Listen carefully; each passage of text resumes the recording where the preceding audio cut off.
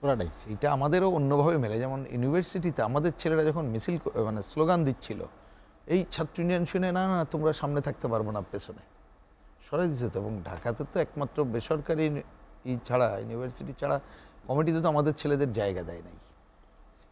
বাইরের জেলাতে ছিল অনেক জায়গায়। আপনাদের তো ছাত্রদের একটা অংশ ছিল এখানে।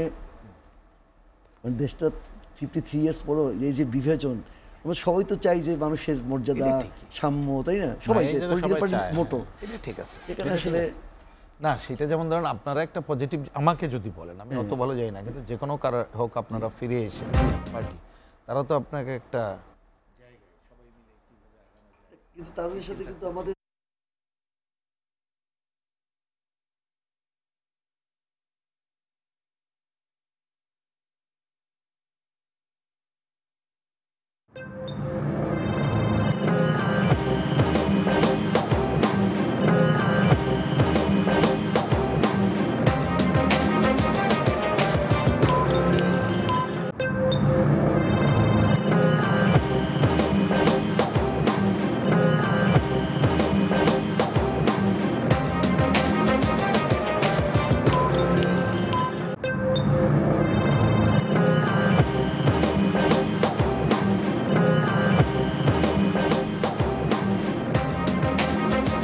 আমন্ত্রণ এসএটিভির রাতের আয়োজন লেট এডিশনে আপনাদের সঙ্গে আছি আমি জাহিদুর রহমান খান। দর্শক, আজ আমাদের আলোচনার বিষয় সংস্কারের রাজনীতি। আর এই আলোচনায় আমার সঙ্গে স্টুডিওতে আছেন বিএনপি চেয়ারপারসন উপদেষ্টা বীর মুক্তিযোদ্ধা আব্দুস সালাম, আমার সঙ্গে আছেন এবি পার্টির আহ্বায়ক অধ্যাপক ডাক্তার অবসরপ্রাপ্ত মেজর আব্দুল ওহাব মিনার এবং সিপিবির সাধারণ সম্পাদক তুহিন হোসেন প্রিন্স। আপনাদের তিনজনকে আমাদের আলোচনায় স্বাগত জানাচ্ছি। আলোচনার শুরুতেই প্রিন্স ভাই আপনার কাছে যেতে চাই, আমরা যেটি শিরোনাম রেখেছি সংস্কার রাজনীতি, সংস্কারের আগে সংস্কার নিয়ে অনেক কথা, কিন্তু আমার যেটি জানতে চাওয়া সেটি হচ্ছে যে মূল টানাপোড়েনটা কোথায় সংস্কার নিয়ে সরকারের সাথে রাজনৈতিক দলগুলো। আপনি তো রাজনৈতিক দলের প্রতিনিধি হিসেবে বিভিন্ন সময়ে মাননীয় প্রধান উপদেষ্টার সঙ্গে দেখা করেছেন, আপনাদের প্রস্তাবনা দিয়েছেন। পুরো সংস্কারের পরে নির্বাচন নাকি আংশিক সংস্কারের পরে নির্বাচন? ধন্যবাদ আপনাকে। আমি যারা আলোচক তাদের ধন্যবাদ জানাচ্ছি, এই রাতে যারা শুনছেন তাদের শুভেচ্ছা জানাচ্ছি। দেখুন, আমি যদি জিনিসটাকে খুব সহজ করে বলতে চাই, তাহলে আমার বুঝটা এটা হয়েছে যে সরকার নামক এখন যারা আছে, অন্তর্বর্তীকালীন সরকার, তাদের মধ্যে কোনো চিন্তারক্য আসলেই নাই।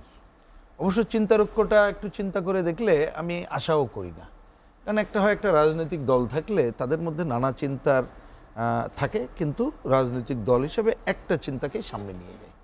কিন্তু এইখানে সেইটা একেবারেই আমি দেখতে পাচ্ছি যে নানা মত থাকার পরেও তারা একটা এক চিন্তা করে আগাবে, সেইটাই প্রধান সংকট বলে আমার কাছে মনে হয়েছে। যার জন্য বিভিন্ন সময়ে এই সংস্কার, ভোট, রাজনীতি, এইটা নিয়ে সংকট অনেক বেশি ঘনীভূত হচ্ছে।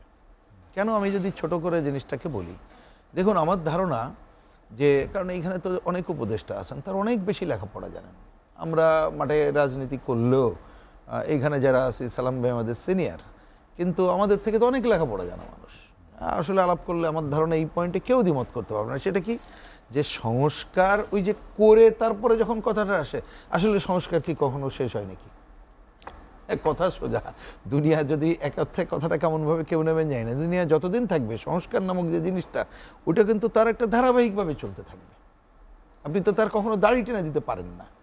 সুতরাং ওই প্রথম কথাটাই তো কারেক্ট না, যে সংস্কার করে তারপরে নির্বাচন হয়ও না, এবং দেখবেন যুক্তিতর্ক দেখলে এটা হবে না। কিন্তু যেখানে দাঁড়িয়েছে মনে হচ্ছে, সেটা হচ্ছে কি, ওনারা মনে করছেন কেউ কেউ, আমি কেউ কেউ বলবো, কারণ দেখবেন যে ওদের মধ্যে চিন্তার নানা পার্থক্য আছে, কতকগুলো কাজ ওনারা সুনির্দিষ্টভাবে শেষ করতে চান, তারপরে নির্বাচন করতে চান। তার একটা উদাহরণ দিই, হয়তো এটা কারেক্ট নাও হইতে পারে, আমি বোঝার জন্য বলি। কারোর মাথায় ঢুকছে যে পুরো সংবিধান তারা মনে করছে একটা রিরাইট করতে হবে। এখন এটা ব্যক্তিমত থাকতেই পারে, কিন্তু রিরাইট তো ইচ্ছা করলে করা সম্ভব না, তারও তো একটা নিয়ম কারণ আছে। এগুলো সব বহুল পুরনো আলোচনা। এমনকি কোথাও যদি ধরেন আমরা এখন প্রজ্ঞাপন জারির মধ্য দিয়ে এটা করিও কোনো কোনো পয়েন্ট, কিন্তু সেটা তো পুরো লেখা তো সম্ভব না, মানে পুরোটা সম্ভব না। কোনো জরুরি কাজে যদি করি, সেটাও আগামী পার্লামেন্টে তো ওকে করাতে হবে। কিন্তু কারোর মাথায় যদি এটা ঢুকে থাকে এবং তারা যদি মনে করে আচ্ছা ওইটা করার জন্যে দরকার হলে একটা গণভোট করব, গণভোটের পরে আমরা একটা সংবিধান সংস্কারের কথা বলে গণভোট করব, সংবিধান সংস্কার অমুক করব তমুক করব, এইটা একেবারেই অন্তর্বর্তীকালীন সরকার 1 নম্বর দায়িত্বে পড়ে না, 2 নম্বর ওনারা করার দিকে যেতে পারবেন না। আপনি অন্য কোনো যুক্তি না দিলে একটা যুক্তি বলতে পারি, 4.5 মাস হয়ে গেল, যে সরকার আছে জনগণকে তো শান্তি দিতে হবে, দিতে পেরেছে? পারে নাই। তাহলে ওনারা যদি আরও কতগুলো ভালো কাজের জন্য একটু সময় আমরা দিতেও চাই, ইচ্ছা করলে আমরা পারা যাবে না। কিন্তু আমি মনে করি কাউন্টার পোজ করার কোনো দরকার নাই। আমরা পরিষ্কার করে যেটা বলেছি প্রথম দিন যে হ্যাঁ বাস্তবে অন্য সরকারের মতো তার কাছ থেকে কিন্তু আমরা 3 মাসে নির্বাচনের বাড়ি চলে যান তা আমরা মোটেই চাই না। আমরা চাই দীর্ঘদিন ধরে এই যে স্বৈরাচারী ব্যবস্থা যে কায়েম হওয়ার সুযোগ হয়েছে, তারা যে প্রতিষ্ঠানগুলো ধ্বংস করেছে, আপনারা নিজেরা যে টিম করেছেন, আমরা সেটা নিয়ে হয়তো এখনও মন্তব্য করছি না, কিন্তু রাজনৈতিক দলগুলোর সাথে কথা বলে ঐক্যমত্য, এটা ইউনূস সাহেব আমাদেরকে বলেছেন, ঐক্যমত্যের ভিত্তিতে বলেন, ধরেন কথার কথা উদাহরণ দিই, জনপ্রশাসন, তারা চিন্তা করলো যে 100টা তারা প্রস্তাব দিল, তার মধ্যে রাজনৈতিক দলগুলোর সাথে আমাদের ধরে নিলাম 25টা পয়েন্টে আমরা একমত হলাম, আমি সব বলছি ওকে, তাহলে 25টা পয়েন্ট আপনি বলেন যে ঐক্যমত্য হয়েছে, বাকিগুলো আমাদের রিকমেন্ডেশন, আশা করি এই 25টা পয়েন্টে রাজনৈতিক দলগুলো ঐক্যমত্য হলেন, যে ক্ষমতায় যাবেন করবেন, ক্ষমতায় না গেলে অবশ্যই করা উচিত, আমরা ওত করব জনগণের সামনে আর কার সামনে, আর বাকিগুলো ঠিক আছে তাদের রিকমেন্ডেশন বলুক, যে যাবে দেখবে। আর আমরা মনে করি এই কাজ যদি 25টার মধ্যে উনি পারে, এই সময় যে কটা শুরু করতে পারে করুক, আমাদের তো আপত্তি নেই। আমরা যদি কোনোটায় সময়ের মধ্যে মেলে সম্পন্নও করুক, কোনো অসুবিধা নেই। কিন্তু যে কাজটা করতে হবে এই সময়ে, একটা যতটুকু প্রয়োজন পুরো সংস্কার, আমি যতটুকু প্রয়োজনীয় পুরো সংস্কার বলছি, প্রয়োজন বলে আমি কিন্তু আগামীতে আরও হবে এটা রেখে দিলাম, সেটা হচ্ছে একটা নির্বাচন ব্যবস্থার এমন সংস্কার করতে হবে যাতে সুষ্ঠু গ্রহণযোগ্য নির্বাচন হয়। ওইটুকের ব্যাপারে আমরা কিন্তু বলেছি, সেক্ষেত্রে আমাদের কথা সোজা, বারবার বলেছি, আজকেও আমি ফাইনালি বলি, ধরুন ওনাদের এই যে সংস্কার কমিটি এবং ওনারা মিলে একটা প্রস্তাব করলো যে এই মিনিমাম আমাদের কাছে রাজনৈতিক দল আলোচনা আসলো যে ভাই এই 22টা পয়েন্ট সংস্কার করলে আমাদের একটা সুষ্ঠু নির্বাচন সম্ভব, ওনারা বললেন ওকে, আমরা যদি রাজনৈতিক দলগুলো অধিকাংশ ঐক্যমত্য হয়ে বলি যে না রে ভাই এই 22 পয়েন্ট দিয়ে সুষ্ঠু নির্বাচন হবে না, এর জন্য 25 পয়েন্ট লাগবে, আমরা বাড়িয়ে দিলাম। তা 22 পয়েন্টে ওনারা কথার কথা 3 দিন চেয়েছে, তা 25 পয়েন্টে যদি 4 দিন লাগে, আমার ধারণা রাজনৈতিক দলগুলোকে কথা বলেন, কেউ আমরা দ্বিমত করব না, 4 দিন সময় দেবো। আবার যদি দেখি 22টা পয়েন্ট দরকার নাই, 17 পয়েন্ট করেই সুষ্ঠু নির্বাচন করা সম্ভব, আমরা বলবো ওকে 17 পয়েন্ট আপনি কিভাবে বাস্তবায়ন করবেন করেন, তাতে যদি 3 দিনে হয় হবে, নাহলে 2 দিনে হবে, নাহলে 4 দিনে হবে, কোনো আপত্তি নেই। তাহলে কিন্তু পুরো জিনিসটা স্বচ্ছতার সাথে থাকলে এবং অন্য যে সংস্কারের প্রস্তাব যেটা ঐক্যমত্যের ভিত্তিতে ওনারা কাজটা শুরু করুক, তাহলে দেখবেন যে রাজনৈতিক দল, ছাত্ররা এবং অন্যদেরকে আস্থায় নিয়ে আপনি যথাযথভাবে কাজটা করতে পারবেন। সরকারের পক্ষ থেকে বলা হচ্ছে শুধুমাত্র নির্বাচনের জন্য তারা সংস্কার করতে চায় না, একটি না, কিন্তু আমরা কিন্তু খালি নির্বাচনের কথাটাও বলি নাই, কিন্তু আমি কিন্তু বলেছি ওনারা যে কটা করেছে সংস্কারের সে কাজগুলো করুক। কিন্তু এই কথা আমি আজকে বলছি কারণ এই কিছুদিন ধরে বলছি, আমার একটা আত্মসমালোচনা আছে। আমার মনে হয় এটা সালাম ভাই আমি সবার উদ্দেশ্যে বলছি যে এটা আমাদের বিবেচনা করা উচিত ছিল, অন্ততপক্ষে আমি তো আমার কথা বলি যে আমরা যেদিন গেলাম ওনাদেরকে বলা উচিত ছিল যে আপনি প্রথমে অন্য সংস্কার বাদ দিয়ে একটা বাজার ব্যবস্থার সংস্কারের কমিটি করেন এবং কি কি করতে চান দ্রুত করে বাজারকে নিয়ন্ত্রণের কাজ করেন। দেখেন বাজার নিয়ে সংস্কারের কথা হয় নাই, একেবারে হজবরলা, সেই পুরনো হাসিনার ব্যবস্থা, পুরনো ব্যবস্থা বহাল রেখেছে, জিনিসপত্রের দাম কিন্তু আপনি নাগালের মধ্যে নাই এবং আপনি এটা ভাঙতেই পারছেন না। বৈষম্য বিরোধীর কথা হলো, তো ওনাদের তো একটা কমিটি করা উচিত যে অন্ততপক্ষে তারা ঠিক করে যাক বাংলাদেশে কোথায় কোথায় বৈষম্য আছে এবং কি কারণে বৈষম্য হচ্ছে। রাজনৈতিক দলগুলো সেটা যদি আমরা ঐক্যমত্য যে পয়েন্টে হতে পারতাম, না হলে অসুবিধা নেই, ওই রিকমেন্ডেশন রাখলে কিন্তু আগামীতে যে সরকার আসুক বা রাজনৈতিক দলগুলো আমরা বৈষম্য নিরসনে আন্দোলন করতে পারতাম। কারণ এইবারের আন্দোলনের একটা অন্যতম আকাঙ্ক্ষা তো বৈষম্য মুক্ত করা, বরঞ্চ এই ধরনের সুনির্দিষ্ট কতগুলো জায়গায় শুরুতে আমার কাছে মনে হচ্ছে আমাদের আরও বেশি সুনির্দিষ্ট নজর দেওয়া প্রয়োজন ছিল। সেইটা এখন আমরা আমাদের ভয়েস তুলে ধরবো। সরকার যতদিন আছে আমরা আশা করব এই কাজের কথা কেন বলছি জানেন, ওই কথা আবার রিপিট করি, মানে ওই কথাই আমি শুরু করেছিলাম শেষ করি, এই কিছু কাজ যদি তারা করে জনমনে শান্তি না দিতে পারে, ওই যে যদি যে নির্বাচন ব্যবস্থা যেটা আমরা বলছি যেটা আমল সংস্কারের নির্বাচন দাও, ওইটাও তো ঠিকমতো করতে পারবে না। তার মানে শেষ বেলায় এই কাজ যদি ওনারা সুষ্ঠুভাবে না করতে পারে তাহলে হাসবে কে বলেন, অতীত শক্তি হাসবে কে, এই যে দীর্ঘদিন অগণতান্ত্রিক শাসনে বেড়ে উঠেছে অপশক্তি হাসবে কে, আধিপত্যবাদী মানে বিদেশি যারা পাশে আছে এবং সাম্রাজ্যবাদী শক্তি তারা কিন্তু এমন হাসি হাসবে যে বাংলাদেশটাকে একটা আরও খারাপ জায়গায় ফেলে আমরা দিতে পারলাম, যেটা আমাদের কাঙ্ক্ষিত মোটে না।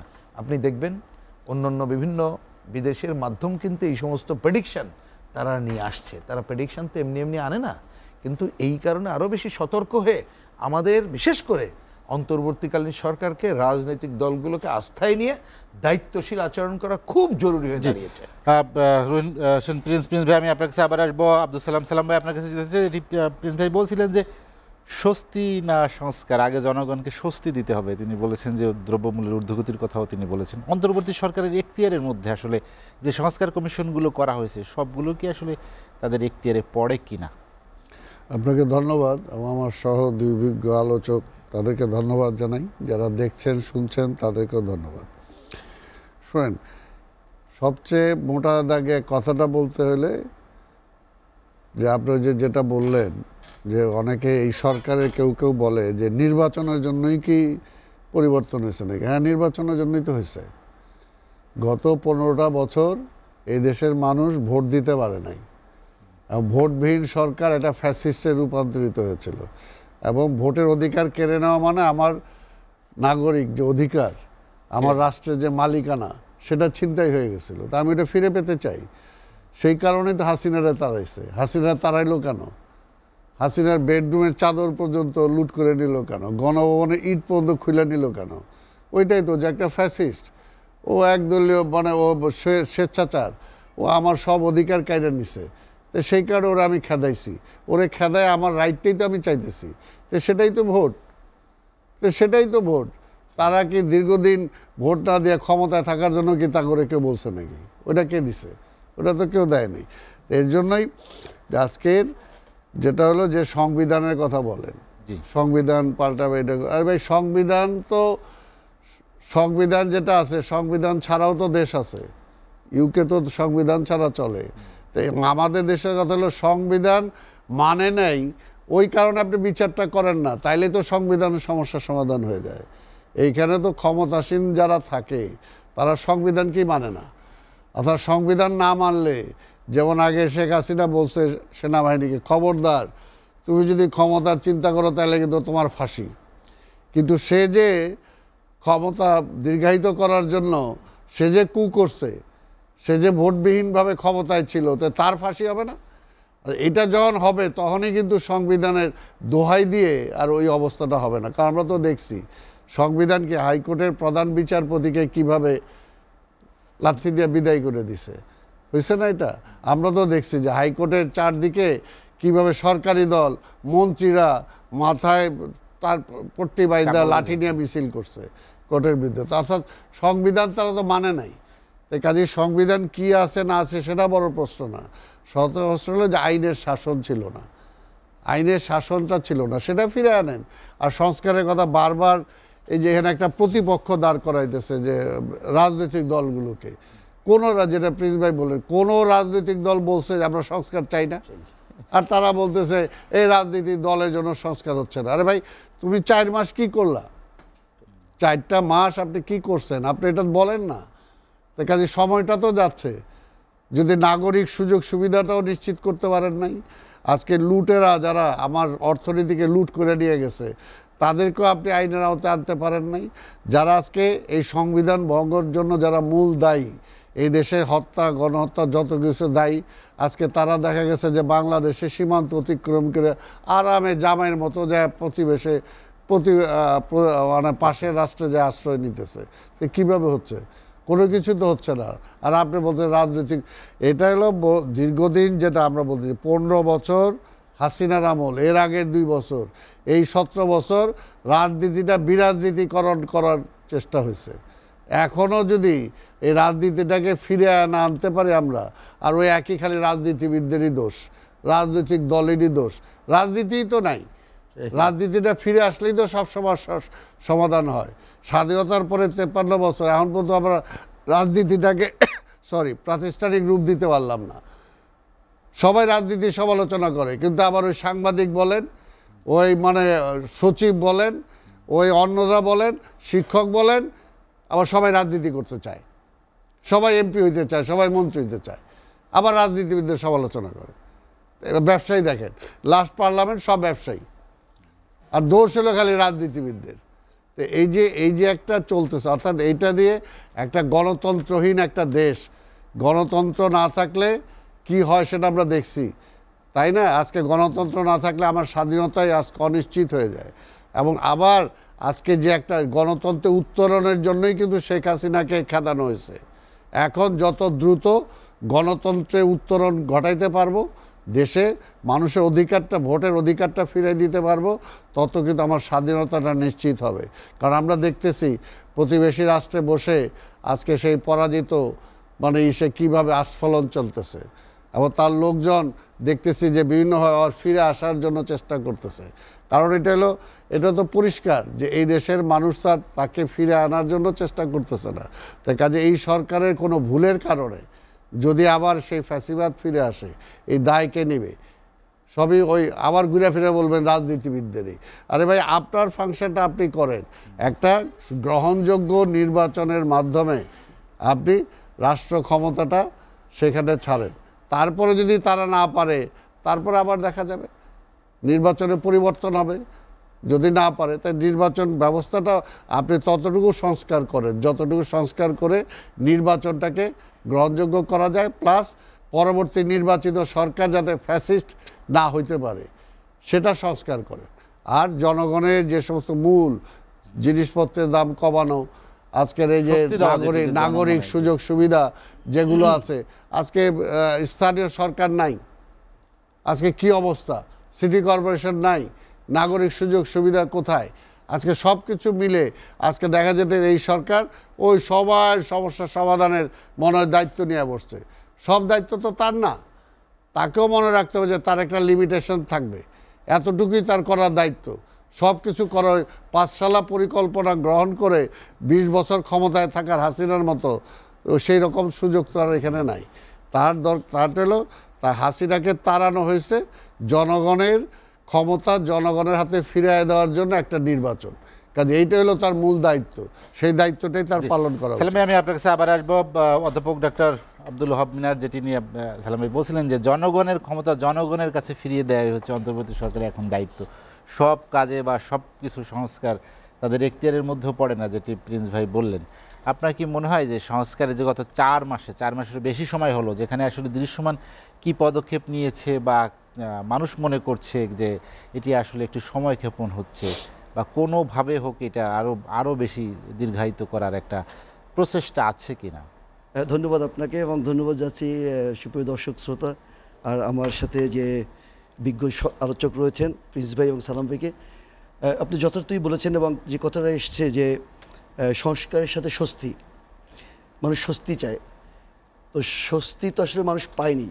সংস্কার কখন হয়? যখন বিভিন্ন ধরনের এলোমেলো একটা অবস্থা থাকে, সেটাকে গোছানোই তো সংস্কার। বিগত 16 বছরই না, আসলে স্বাধীনতার পরে 53 বছর মানুষ কী পেয়েছে? যেমন করেন কমিউনিস্ট পার্টির মানুষরা বলে যে মানুষের যে সাম্য, মানবিক অধিকার, মর্যাদা, এর সকল পলিটিক্যাল পার্টিই চায় যে মানুষের যে এই অধিকারটা, যে মৌলিক অধিকার, নাগরিক অধিকার, সেটা স্বাস্থ্য হোক, শিক্ষা হোক, থাকার জায়গা হোক, কাপড় হোক, মানুষ তো সেটা পায়নি। আসলে এই কাঙ্ক্ষিত জায়গাটা কখনোই ছিল না। কেন ছিল না? যে আমাদের চিন্তারই পরিশুদ্ধিতা নাই। এই যে সংস্কারের কথা বললেন না, সংস্কার কীভাবে হবে? চিন্তায় যদি সংস্কার না থাকে, যেমন আমরা ডাউট করছি যে ওনারা কালক্ষেপণ করছেন। সালাম ভাই বললেন যে আবার 20 বছর আমাদের একটা ফোবিয়া হয়ে গেছে, কারণ এটা আগের সরকার ছিল, তারা বলছে যে আমরা দেবো, চাকরি দেবো, ঘরে ঘরে 10 টাকা সে চাল দেবো, কিন্তু ক্ষমতা এসে সংবিধানটা চেঞ্জ করে ফেললো। কারা করছে? যে জনগণের ভোটটা যারা নিয়ে গেছে তারাই কিন্তু করছে। জনগণ তো ভোট দিয়েছিল তাদেরকে। মানুষ সবসময় প্রতারিত হচ্ছে। এই প্রতারিত যে হচ্ছে, আমরা যারা রাজনীতি করি, আমরা আসলে কতটা পরিচ্ছন্ন, আমাদের চিন্তাটা কতটা পরিচ্ছন্ন, এই জায়গাটায় আমি পার্টিকুলার কাউকে ইন্ডিকেট করছি না। আমাদের মধ্যে একটা রেস্টলেসনেস শুরু হয়ে গেছে, একটা অস্থিরতা বিরাজ করছে যে তাড়াতাড়ি একটা নির্বাচন দেওয়ার। আবার ওনারাও যে স্পেসিফিক্যালি যে মানুষের যে কষ্টটা সেখানে অ্যাড্রেস করতে পারছেন না। কারণ এই যে বিপ্লবটা হলো, এই বিপ্লবে তো তাদের কোনো ক্ষতি হয় নাই।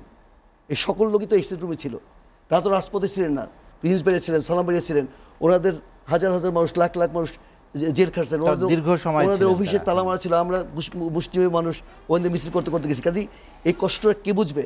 যার সন্তান মারা গেছে সেই বোঝে, যে একটা ছোট বাচ্চা মারা গেলে পর ওই সন্তান যে মা, সে বুঝে। আজকে যে এতজন শহীদ হলো, 20-30 হাজার লোক যে পঙ্গুত্ব বরণ করছে, আমরা যে ওদের লাশ দেখতে গেছি, ওদের চিকিৎসা দিয়েছি, আমাদের অনেক কষ্ট হয়। কাজে অন্তর্বর্তীকালে সরকার এই জায়গাটা আইডেন্টিফাই করতে পারছে, এই জায়গাটা সুস্পষ্ট করতে পারছে না। যেমন ধরেন আমরা যখন প্রধানমন্ত্রীর সাথে দেখা করলাম, যে যারা শহীদ হয়েছেন তাদেরকে ওনারা বললেন যে 9 কোটি টাকা ডিসবার্স করেছেন। তা আমরা তো জানি না, বলে দেওয়া হয়েছে। তাহলে এইটা কেন চিনমৈত্রী সম্মেলনে নিয়ে শহীদদের বাবা মাকে ডেকে এটা রাজনৈতিক দলের উপস্থিতিতে মিডিয়াতে জানাচ্ছে না? ওনাদের যে কর্মকাণ্ডগুলো আছেন এটা মানুষ জানবে না কেন? এটা মানুষকে জানাক। আর যে দ্রব্যমূল্যের ঊর্ধ্বগতি যেটা হয়েছে, আসলে আমরা এখানে একটু বলতেই চাই যে এটা তো আওয়ামী লীগের যে 16 বছরের যে সিন্ডিকেটটা, এটা সরকার হয়তো পক্ষে যাবে, এটাই তো ভাঙতে পারতেছে না। কারণ তাদের যে কালো টাকা, এই কালো টাকা তো লুকিয়ে রাখছে মাটির নিচে, নাহলে ব্যাংকে, নাহলে বিদেশে পাচার করেছে।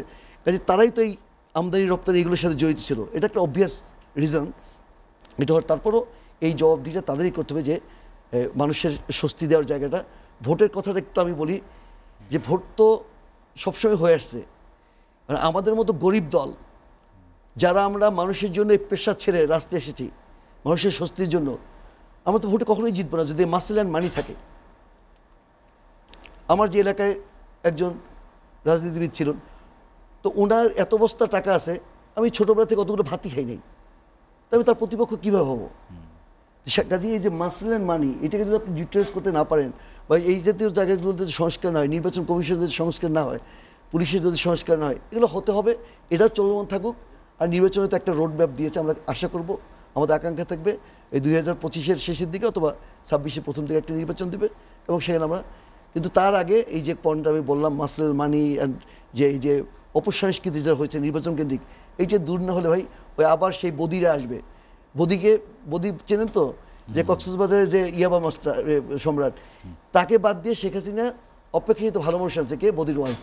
তো এইভাবে সংস্কার শেখ হাসিনা, বুঝছেন না? তো এরকম যদি আমরা তো সালাম ভাইদের দল তো ছিল ইয়েতে পাওয়ারে ছিল দীর্ঘ সময়, তো সংস্কার আপনারা বলতেছেন যে রাজনীতিবিদদের সংস্কার করবে, আমরা তো তখন কাঙ্ক্ষিত মানে সংস্কার আমরা পাই নাই। আমরা আশা করি যে আপনাদের এখন অনেক রকমের ইয়ে হয়েছে, আপনাদের নিজেদের মধ্যে ভুল ইয়ে হয়েছে, তো আপনারা আবার যদি ক্ষমতা যান আপনারা হয়তো সেই সংস্কারটা করবেন। আপনাদের কাছ থেকে কমিটমেন্টগুলো আমরা চাই। বিএনপি তো আগেই ঘোষণা দিয়েছে, তাদের তো 31 দফা উপস্থাপন করেছিল। তো কাজে ওই জায়গাগুলো হয়তো আসবে এবং স্বস্তি হয়তো মানুষ পাবে, কিন্তু সাধারণ মানুষ, আমাদের মূল রাজনীতি হচ্ছে খেটে খাওয়া মানুষ। আমরা তো ভালোই আছি, আমার একটা আইডেন্টি আছে, ওই দুই রাজনীতিবিদের আইডেন্টি আছে, আমাদের থাকা খাওয়ারও কিছুটা বন্দোবস্ত আছে, কিন্তু দিনে দিনে মানুষ গরিব হচ্ছে। এই মানুষগুলোর কি হবে? এই জায়গায় কমিটমেন্টটা খুব ভালোভাবে হইতে হবে। অন্তর্বর্তীকালীন সরকার করুক, আমরা রাজনীতিবিদরা করি, তাদের সাম্য, মানবিক মর্যাদা, সামাজিক সুবিচার, তাদের থাকা খাওয়ার বন্দোবস্ত, এগুলো হতে হবে। এগুলো না হলে যেমন গ্রামীণ শ্রমিকরা যখন রাস্তায় নামে আপনি দেখেন, এবং তাদের আগে কিছুই ছিল না, একটা সন্তান সমবা মহিলার, তার জন্য ওই গার্মেন্টসে একটা অ্যাম্বুলেন্স থাকে না, অনেক অমানবিক। তাদের একটা, কেন গার্মেন্টস শ্রমিকদের জন্য আলাদা হাসপাতাল থাকবে না, থাকতে পারে না? ডক্টর আব্দুল ওহাব, আমরা একটা বিরতি নিতে চাই, বিরতির পরে আবার আসবো। দর্শক, লেট এডিশনে নিচ্ছে একটা বিরতি, ফিরবো শীঘ্রই, সঙ্গেই থাকুন।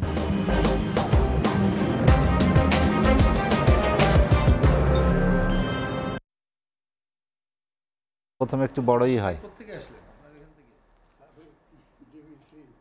বিবিসি থেকে শেষ করে আসলো। বিবিসি তো কাছেই।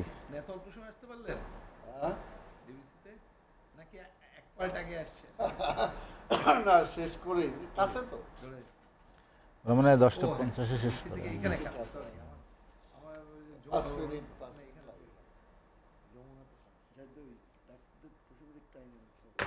ডাক্তারদের লাস্টে করবেন, বিবিধ লাস্টে আলোচনা।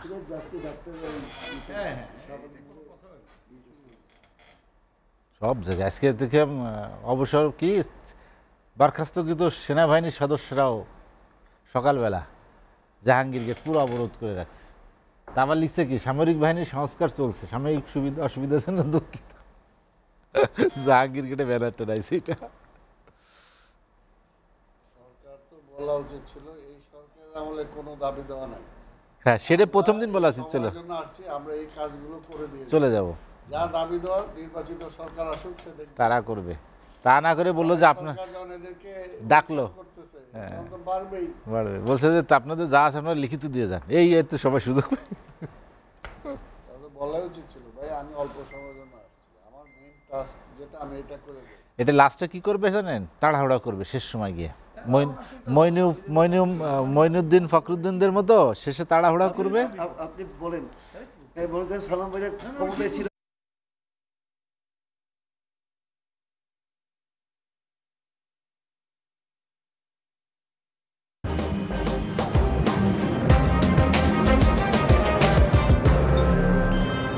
দেখছেন এসিটিভি রাতের আয়োজন লেট এডিশন। বিরতির পর আমরা আবারও ফিরছি আলোচনায়। রহিন হোসেন প্রিন্স ভাই, যেটি নিয়ে আমরা আলোচনা করছিলাম সংস্কার নিয়ে, আপনি বলছিলেন কিছু বিষয় নিয়ে যেমন উদ্বেগ উৎকণ্ঠা, বিশেষ করে রাজনীতিবিদরাও অনেকটা অস্পষ্টতা দেখতে পাচ্ছেন।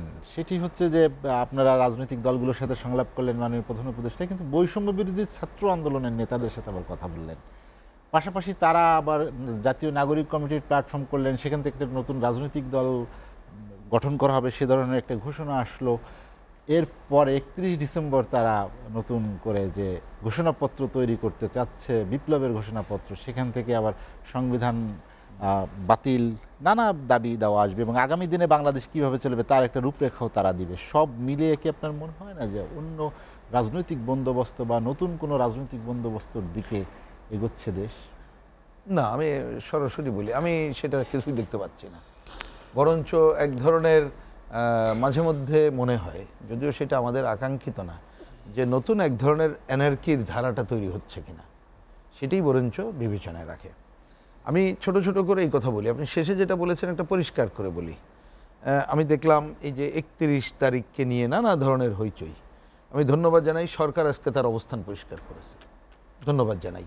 আর এটা পরিষ্কার কথা, এইটা তো আগে যখন তারা একটা যে প্ল্যাটফর্মে আন্দোলন শুরু করেছে, ওই প্ল্যাটফর্মে কিন্তু ধরেন আমাদের ছাত্র সংগঠন সহ সব ছাত্র সংগঠন মানে পতিতরা ছাড়া ছিল, রাজনৈতিক দল আমরা ইস্যুভিত্তিক সমর্থনে ছিলাম। এখন তো এই রাজনৈতিক দলগুলো নাই, ছাত্র সংগঠন তো নাই, সব তার জায়গায় ফিরে গেছে, রাজনৈতিক দলগুলো তো নাই। সুতরাং তারা তাদের মতো করে একটা রাজনৈতিক দল যদি করার প্রচেষ্টা নেয়, তার রাজনৈতিক কি বক্তব্য সেটা তারা আনুক, এটা নিয়ে তো কোনো অসুবিধা নেই, আমরা ধন্যবাদ জানাই, কোনো অসুবিধা নেই, সিনসিয়ার জায়গা থেকে করুক।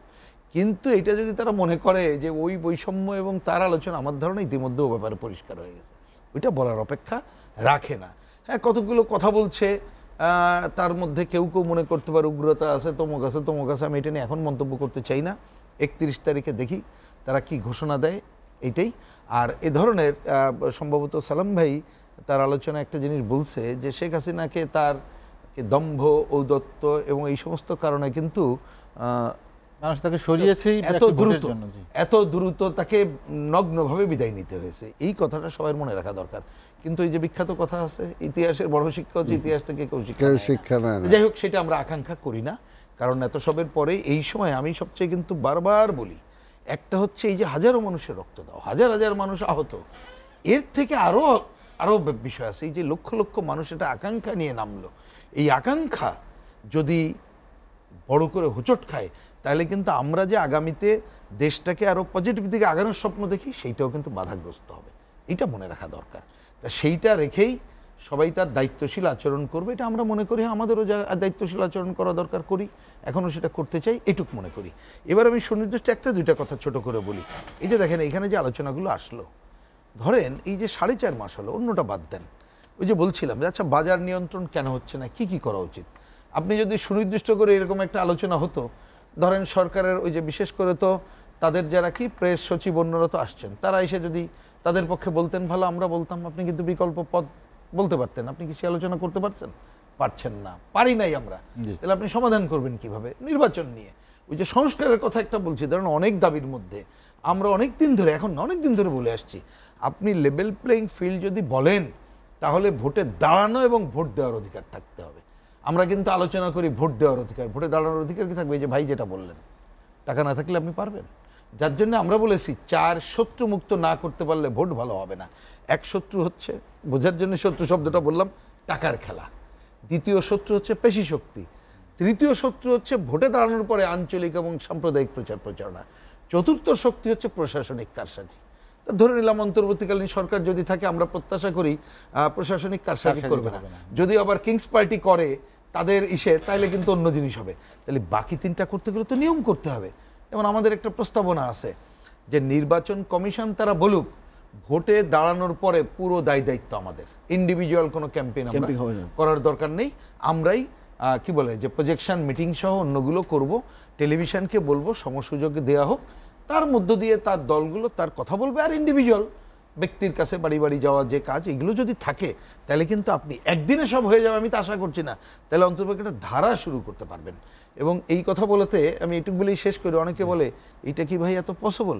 আমি খালি বলি একসময় পুরনোরা হয়তো জানে না, কারণ এই যে গত কিছুদিন তো ভোটের তো ভয়ও ছিল না, ভোটটা তো নষ্ট হয়ে গেছিল। আগে তো দেওয়াল লেখা ছিল, রঙিন রঙিন পোস্টার ছিল, এটা তো বাতিল করা হয়েছে না? আমরা তো সবাই অ্যাকসেপ্ট করেছি। তো এইটা যদি আস্তে আস্তে করি, অ্যাকসেপ্ট কিন্তু করব। আরেকটা কথা বলেছি, এই কাজ যদি করি যে ভোটে যারা জিতে আসবে তারা দরকার হলে, এই কথাটা আমি বলছি আলাপ আলোচনা করে ঠিক করা যাবে, উনি ব্যবসা বাণিজ্য কোনো কিছু উনি বা ওনার পরিবার পরিজন করতে পারবে না। ওই সময় তার পুরো কি বলে এই যে নির্বাচনী এলাকা সহ অন্যান্য কার্যক্রম চালানোর জন্য যা যা খরচ দরকার হলে সরকার এখন থেকে আইনিভাবে বেতন ভাতা বাড়াইতে পারে, অন্য কাজ করবে। তাইলে দেখবেন যিনি এমপি হন তিনি যে ওই যে সেক্রেটারিয়েটে বসে থাকা ওই কাজও করবেন না, একজন ব্যবসায়ী এসে ওইখানে এই সময় দিতে চাইবে না। আপনি অনেক কিছু কিন্তু আমরা পরিবর্তন করতে পারবো, এবং এটা একদিনে হবে আমি তা বলছি না, আমি যে আলোচনা করলে এটাকেই তো সংস্কার বলে। আজকে যতটুকু বারই করবো, পরের বার আরও আগাবো, সেই ধারা এগিয়ে যেতে হবে। কিন্তু সেই ধারা আগানোর জন্যে এই সংস্কারের ধারা হইলেও তো আজকের এই যে আলোচনাগুলো করতেছি, এই আলোচনা এক একটা জিনিস আনলে কিন্তু আপনারা আমরা মত দিতে পারতাম, জনগণ তার মধ্যে চিন্তা করতে পারতো, তারও মত দিতে পারতো। কিন্তু 4.5 মাসে অন্য ঘটনার মধ্যে আপনি দেখেন আপনার টকশো তো সুনির্দিষ্ট পয়েন্ট নিয়ে আলোচনায় আনতে পারলেন না। তার মানে পরিস্থিতি সেইটা এই সরকারও করতে ব্যর্থ হলো অতীত দিনের মতো। এবং আমরা দিন দিন যেটা দেখতে পাচ্ছি, ফ্যাসিস্ট কিন্তু কোনো ব্যক্তি হয় না, শুধু পরিবেশ পরিস্থিতি তাকে ওইরকম একটা জায়গায় নিয়ে যায়। তার তো অবশ্যই সে নিজে এটা করতে চায় না বলে। আজকেও আমরা অনেক সময় অনেক ভাষ্য বক্তব্য এমন দেখছি, সেটা কিন্তু অনেকের ভাষায় যে ওইটার প্রতিধ্বনি হচ্ছে, এবং এই প্রতিধ্বনি হলে কী হবে? আগের বার আমি যেমন অপশক্তির কথা বলছি, এইবার কিন্তু ওই যে পতিত শক্তি তারা কিন্তু অন্য অট্টহাসি দেবে। এবং বাংলাদেশের মানুষ, গ্রামাঞ্চলের মানুষ, সাধারণ মানুষ বোঝেন, অত সচেতন না অনেকেই। এর মধ্যেই কিন্তু তাহলে এই কথা যদি বলে, আর এর থেকে আগে ভালো ছিল, এর থেকে দুরবস্থা তো আমাদের আর হবে না, এত রক্তদান কোথায় যাবে? এই জন্যে যারা অন্তর্বর্তীকালীন সরকার, আমি মনে করি অন্যদের সাথে কথা আমি বলতে চাই না, যার যার দল সেই আচরণ করবে, নাহলে জনগণ ডিসিশন নেবে, জনগণ ছেড়ে দিতে হবে। আশা করব অন্তর্বর্তীকালীন সরকার দ্রুততার সাথে দায়িত্বশীল আচরণ করবে। এটাই ভাই, আমি আপনার কাছে আবার আসবো। আব্দুল সালাম সালাম ভাই, আপনার কাছে যেতে চাই। আমি ছোট্ট করে আগে জানতে চাই, শহীদ মিনারে যেখানে বৈষম্যবিরোধী ছাত্র আন্দোলনের পক্ষ থেকে বলা হচ্ছে যে আওয়ামী লীগ এবং জাতীয় পার্টি ছাড়া সব রাজনৈতিক দলই সেদিন সেখানে উপস্থিত থাকবে, তাদের সেই যে ঘোষণাপত্র দেওয়া হবে। আজ সকালে প্রেস কনফারেন্সে বলেছেন, সেখানে বিএনপির অবস্থান কি হবে সেটি আপনার যদি আপনার কাছ থেকে প্রথমেই জানতে চাই সেটি। না, তারা আমন্ত্রণ দিলে তারপরে বোঝা যাবে যে সেখানে দল অংশগ্রহণ করবে কি না, বা তারা কি চায়, কি বলতে চায়, তাই না? আমরা তো অবশ্যই চাই দেশের জন্য যেটা ভালো, সেই ধরনের যদি কোনো কিছু আসে তাহলে তো কোনো সমস্যা নাই। কিন্তু সেটাতে এখন সবচেয়ে বড় যেটা দরকার, যে আমরা দেখেন যেটা আমি প্রথমেই বললাম, গত 15 থেকে 17 বছরে এই দেশটাকে ফোকলা করে ফেলছে। কাজেই আল্লাহর হস্তে জাতীয় ঐক্যটা এই মুহূর্তে খুব দরকার।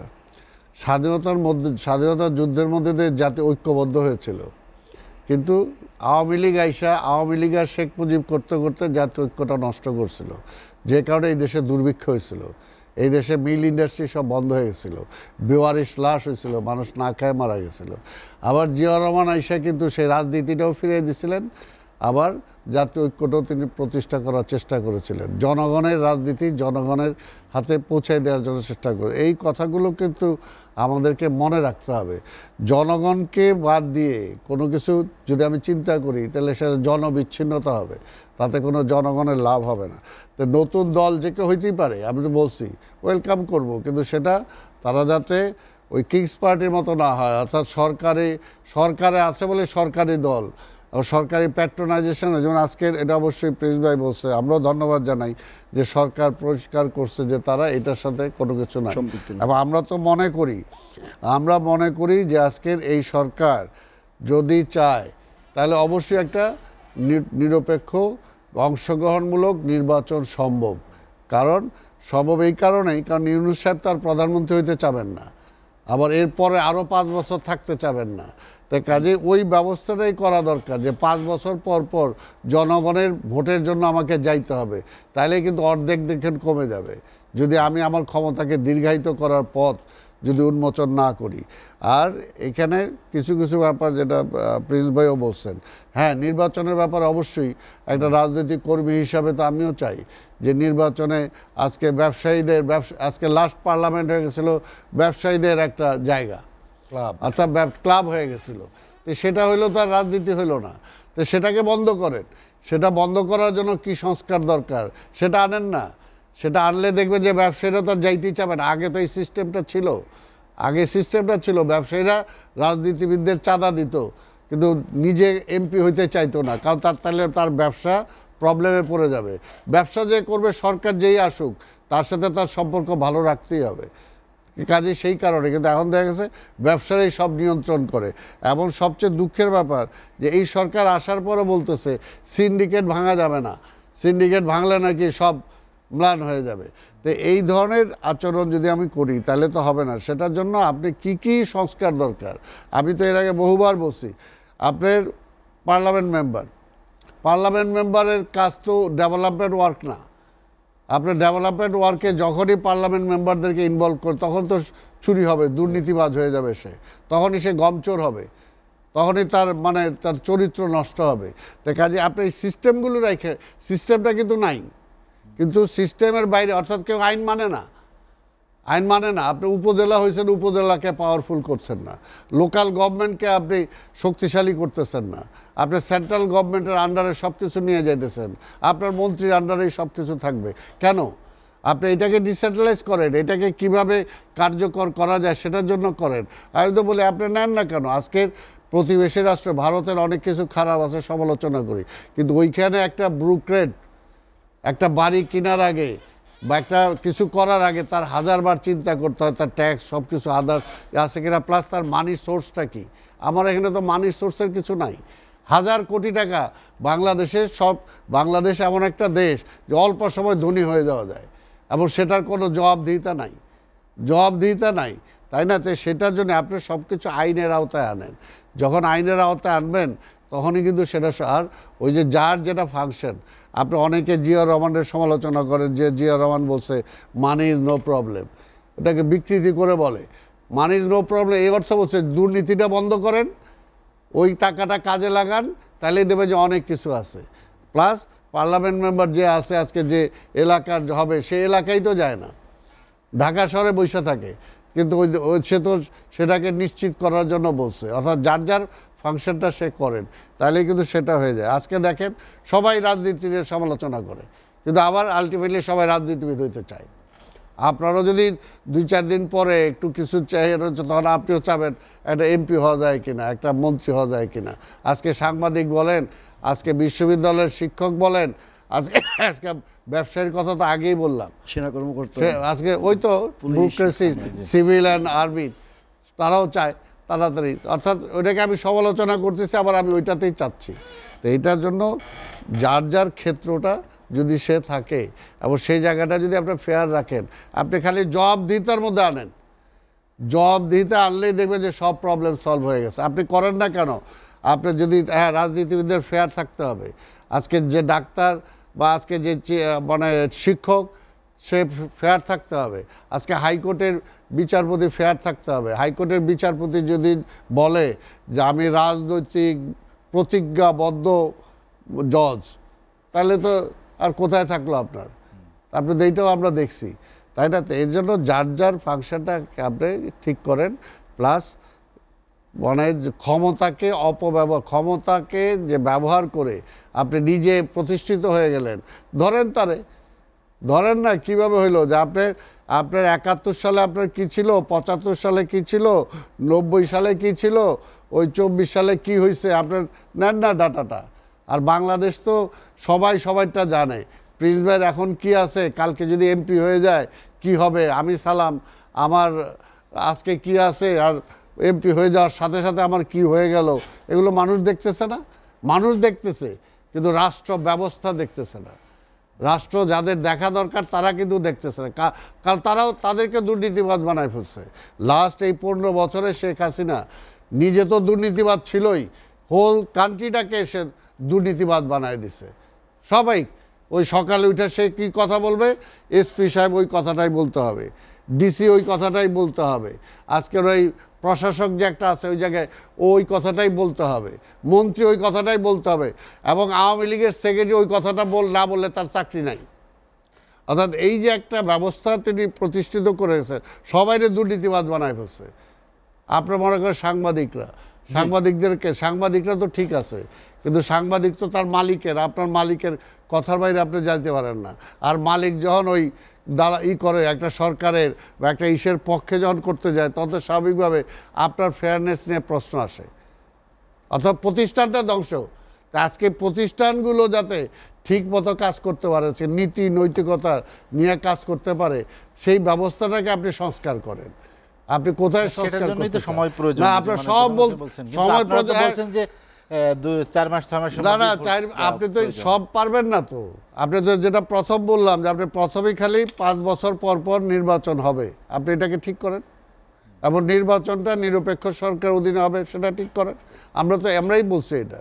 আপনি পরপর 2 বারের বেশি একজন প্রধানমন্ত্রী হইতে পারবেন, আমরা নিজেরাই বলছি, তাই না? আজকে প্রধানমন্ত্রী রাষ্ট্রপতির সাথে ক্ষমতার ভারসাম্য থাকবে, সেটা তো আমরাই বলছি। এর চেয়ে বেশি আর কী হবে? আপনি এগুলো ঠিক করেন না কেন? যে যার অধীনে নির্বাচন হবে সে প্রধানমন্ত্রী হইতে চাবে না, আপনি এটাকে নিশ্চিত করেন। কারণ আমরা বারবার বলছি ওই সময়, তাই না, যে শেখ হাসিনা প্রধানমন্ত্রী, তার পক্ষে সম্ভব ওই কারণেই ওসি বলে ওরে বাবা এই নমিনেশন প্রধানমন্ত্রী দিছে, এরা আমি হারামু, তাহলে তো আমার চাকরি নাই। অর্থাৎ সে ম্যানিপুলেট করার জন্য অলরেডি প্রস্তুত ছিল। ওই সিস্টেমটাকে বন্ধ করেন। সালাম ভাই, আমি আপনার কাছে আবার আসবো।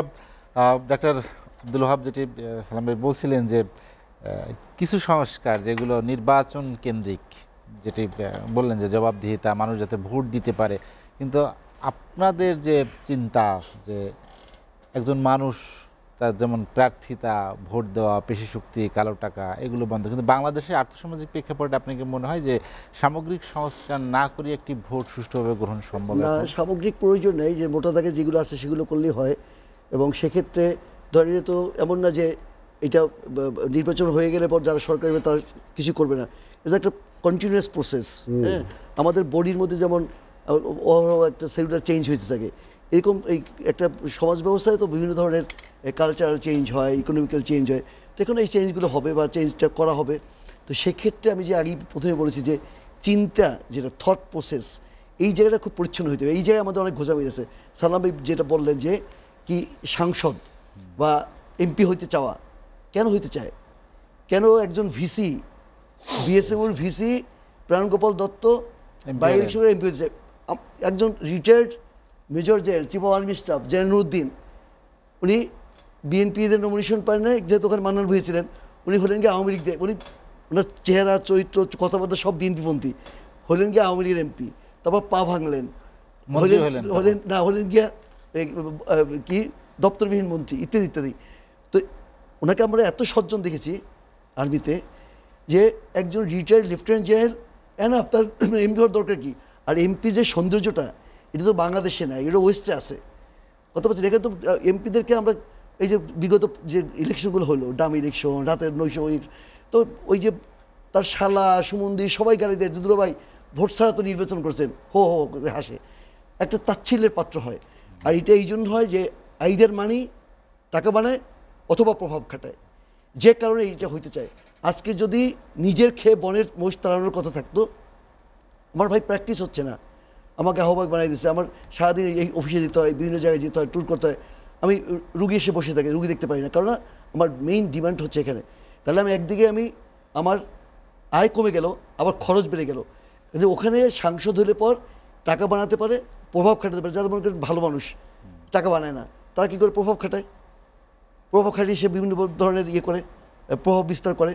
তো এই যে পুরো ব্যবস্থাটাই যে অবস্থায় আছে, সেই জন্য আমাদের পরিবর্তন করবেন। আমি এই জন্য বলছি যে আমাদের রেস্টলেস হলে চলবে না। আমরা তো এই সরকার তো আমাদের সকলের অর্জন, যে সরকার আসছে, এখন সরকার যাতে গাইডেড থাকে আমাদের মাধ্যমে, আমাদের পরামর্শগুলো নিয়ে ওই চাপটা আমাদের রাখতে হবে। এবং কিছু কিছু পরামর্শ নিচ্ছে না তা না, কিন্তু সরকারের মধ্যে যারা আছে একটু দুর্বল, আগের সরকারদের চাইতে বা ইয়ের চাইতে কেয়ারটেকার সরকার চাইতে এবারে সরকার দুর্বল, বেশি দুর্বল, কিন্তু তাদের কিছু সুনিয়ত আছে। এবং যেটা বললেন যে সবাইকে কথা বলতে দেওয়ার, 16 বছর অভুক্ত ছিল মানুষ, কি অভুক্ত, কথা বলতে পারে নাই, এই জন্য মানুষকে একটু স্পেস দেওয়া, বলুক তাদের কথাটা বলুক, এনার্কি না করলেই হলো। কিন্তু দেখছি সরকার এনার্কিকে ভয় পায়। আমাদের ডাক্তারদের একটা আন্দোলন হচ্ছে, ভাতা বৃদ্ধির আন্দোলন, বেসরকারি ট্রেনিং, ওদের কোনো টাকা পয়সা নাই, এবং তো এখন ওরা করবে, তো ওদিক থেকে বারবার টেলিফোন দিচ্ছে তোমরা এটা করো না, তাহলে ভাতা বাড়াই দেন। তো এটা একটা আপোষ মীমাংসা হয়তো যাচ্ছে।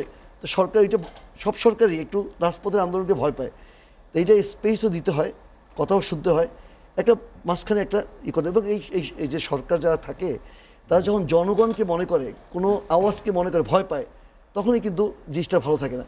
আওয়াজ তো করবেই, জনগণ কথা বলবে না, জনগণ সরকার তো সম্পূরক, কেউ কারো তো প্রতিপক্ষ না। আমাদের রাজনৈতিক দলগুলো ক্ষমতায় গিয়ে তার প্রতিপক্ষ বানাই ফেলে, তার ইনটলারেন্স, অসহিষ্ণুতা শুরু হয়। এই জায়গাগুলোতে যারাই ক্ষমতা আসুক, আমরা চাইব তারা এই দায়িত্বশীলতার জায়গায় থাকবে, জবাবদিহিতার জায়গায় থাকবে। জনগণকে মনে করতে হবে যে ওদের জন্যই আমি লিডার, ওদের জন্যই আমি আজকে মন্ত্রী, ওদের জন্যই আমি সাংসদ, এবং তাদের কল্যাণটা হলো প্রথম এবং প্রধান। জি ডক্টর ওহাব, আমরা আর একটা বিরতি নিব, বিরতির পর আবার আসবো। দর্শক লেট এডিশনে নিচ্ছে আর একটা বিরতি, ফিরবো শীঘ্রই, সঙ্গেই থাকুন।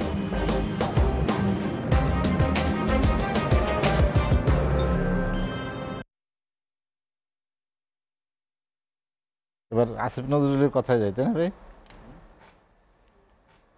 বিচার, সংস্কার, নির্বাচন, এই হচ্ছে প্রায়োরিটি তাদের, 1 2 3, 3 নম্বর হলো ভোট।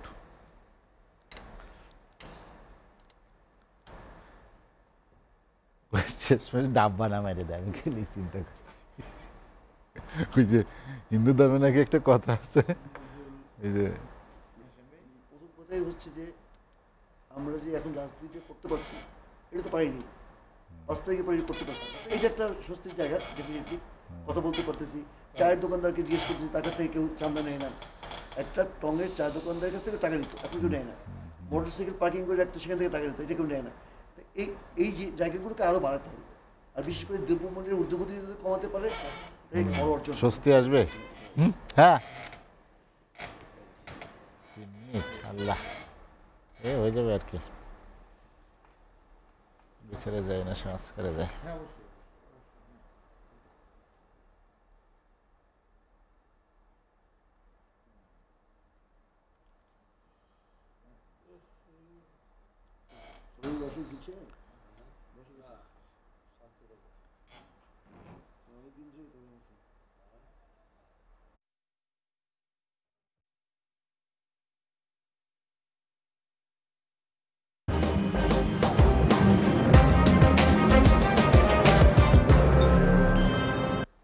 দেখছেন এসিটিভি রাতের আয়োজন লেট এডিশন। বিরতির পর আমরা আবারও ফিরছি আলোচনায়। রুহিন হোসেন প্রিন্স, যেটি নিয়ে আলোচনা করছিলাম সংস্কার নিয়ে, নির্বাচন সংস্কার দুটি নিয়েই যেমন বলা হচ্ছে যে একই সাথে দুটির কাজ চলবে, তবে ঐক্যবিহীন সংস্কার যেমন সম্ভব না, তেমনি সংস্কারবিহীন নির্বাচনও সম্ভব না, যেটি মাননীয় প্রধান উপদেষ্টা বলেছেন।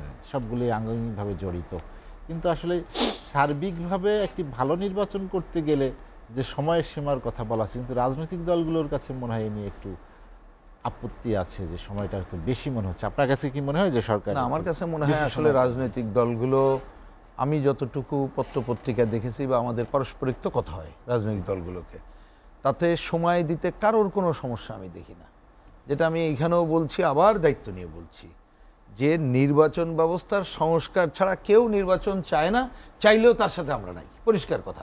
এখন সংস্কার যে বললাম, উনি তো এখন পর্যন্ত রাজনৈতিক দলগুলোর সাথে বসলো না। বসে যদি উনি বলতেন যে ভাই আমি নির্বাচন ব্যবস্থা সংস্কারের জন্য এই কাজ করতে চাই, তার আমার 10 বছর লাগবে, কথার কথা, আমরা বুঝতাম 10 বছর লাগবে না 10 দিন লাগবে, তখন তাহলে হয়তো, তো সেই আলোচনাই তো হচ্ছে না। এবং সংস্কার ছাড়া আমরা কিন্তু নির্বাচন চাই না, এই একটা। আর এই পয়েন্ট কারেক্ট, আমরা দ্বিমত করছি না যে নির্বাচন ব্যবস্থার সংস্কার, যেমন উনি বলেছেন কি নির্বাচনের ট্রেন্ড শুরু হলো, যাত্রা বলছে না, কিন্তু আমরা তখন বললাম যে এখন ঢাকাতে কিন্তু মেট্রো যুগে বাস করি, ঘড়ির কাঁটায় কখন ছাড়বে কখন যে পৌঁছাবে ওইটা, ওনাকে তো সেই প্রেডিকশান দিতে হবে। কোনো কারণে যান্ত্রিক ত্রুটি, অন্য কারণে দেরি হলে আমরা মেনে নিতে হবে, ওনাকে তো বলতে হবে যে আমি অমুক জায়গায় যেয়ে পৌঁছাবো। সেইটাও এখন আমাদের সাথে কথা, মানে আমি বলতে রাজনৈতিক দলগুলোর সাথে কথা বললেই কিন্তু এই সংকট থাকতো না, কিন্তু এটা ওনারা করছেন না বলেই সংকট হচ্ছে, এটাই কথা। আরেকটা কথা বলে এইটা শেষ করি, সেটা হচ্ছে কি সংস্কার। হ্যাঁ, এইদিকে নির্বাচনের কার্যক্রম যদি আমরা দেখি, নির্বাচন কমিশন গঠিত হয়েছে, তারা শুরু করলো, আর এই সময় তো ওই যে সংস্কার, ওই কাজগুলো করুক, কি আপত্তি করছে? যে সংবিধানের সংস্কারের যে যেটা দরকার, ঐক্যমতের ভিত্তিতে কি করতে হবে, জনপ্রশাসন, দুদক, তারপরে আপনি পুলিশ, অন্যান্য কাজে তো কোনো বাধা দিচ্ছি না। আমরা বলছি এই কাজও চলবে, এই কাজ চলবে, একই সাথে এই কাজগুলো করতে হবে। শেষ একটা কথা ছোট করে বলি, এখানে আলোচনায় আসছে, আসলে তো পুরো ব্যবস্থা পরিবর্তন ছাড়া কিছু করা যাবে না। কিন্তু ব্যবস্থা পরিবর্তন কি একদিনের ব্যাপার রে ভাই? একদিনের ব্যাপার না। এই ব্যবস্থা পরিবর্তনটা করবে কে?